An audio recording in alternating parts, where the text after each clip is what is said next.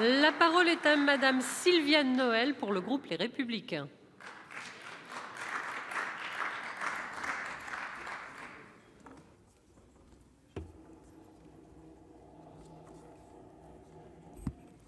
Madame la ministre, monsieur le président de la commission, monsieur le rapporteur, mes chers collègues, cette mission en relation avec les collectivités territoriales entend, selon le gouvernement, augmenter l'effort financier en faveur des collectivités pour l'année à venir. Nous pourrions accueillir cette nouvelle avec satisfaction si la réalité n'était pas tout autre. Sur le papier, à la lecture des articles liés au crédit de cette mission, les avoirs alloués à la dotation globale de fonctionnement sont stables. Cependant, dans les faits, ils se dégradent.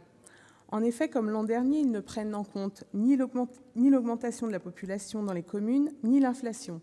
En traduisant cela en euros constants, nous sommes donc bien face à une diminution. Malgré les multiples opérations séduction du gouvernement, les élus locaux ne sont pas dupes. Derrière le discours, vous ne leur accordez pas l'essentiel, le pendant de leur liberté d'agir, à savoir les moyens de l'autonomie financière et fiscale, pourtant consacrés par notre Constitution et par de nombreux textes européens auxquels nous sommes attachés. La libre administration, c'est-à-dire la responsabilité des politiques que les élus locaux mènent sur leur territoire, est indispensable de la responsabilité fiscale et budgétaire et donc de l'autonomie des collectivités locales. Faites ce que je dis, mais pas ce que je fais. C'est ainsi que l'on pourrait résumer le discours du gouvernement. Et le résultat est là. Le niveau d'investissement du bloc communal a subi une diminution de 16 milliards depuis 2014. Il faut remonter au milieu des années 1990 pour enregistrer un tel recul de l'investissement local, malgré un léger rebond en 2019.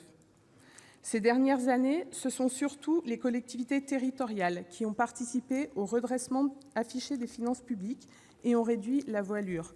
Là encore, les chiffres parlent d'eux-mêmes.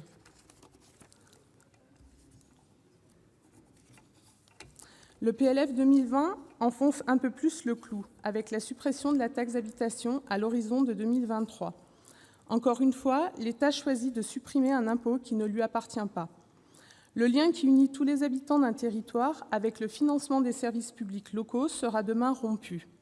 La taxe d'habitation est en effet payée par chaque foyer de la commune. Demain, en remplaçant la taxe d'habitation par la part départementale de la taxe foncière sur le foncier bâti, seule une catégorie d'habitants, les propriétaires, paieront. Une frange de citoyens de chaque commune sera ainsi déconnectée de cette contribution locale et donc de l'effort collectif au financement des services publics communaux. Mais c'est surtout pour les départements que l'impact de cette mesure est le plus inquiétant. Ces derniers ne disposeront plus d'aucun levier fiscal, pouvant ainsi les conduire vers une impasse budgétaire dès le prochain retournement de conjoncture. Souvenons-nous que les départements jouent pourtant un rôle majeur, notamment dans la mise en œuvre des politiques sociales et médico-sociales que l'État ne pourrait assumer seul. Il convient de ne pas les fragiliser. Aujourd'hui, nous sommes bien loin de la promesse faite par le gouvernement de compenser à l'euro près le dégrèvement de la taxe d'habitation. 2 ans plus tard, on découvre que la compensation se fondera sur des règles que nous n'aurions jamais imaginées.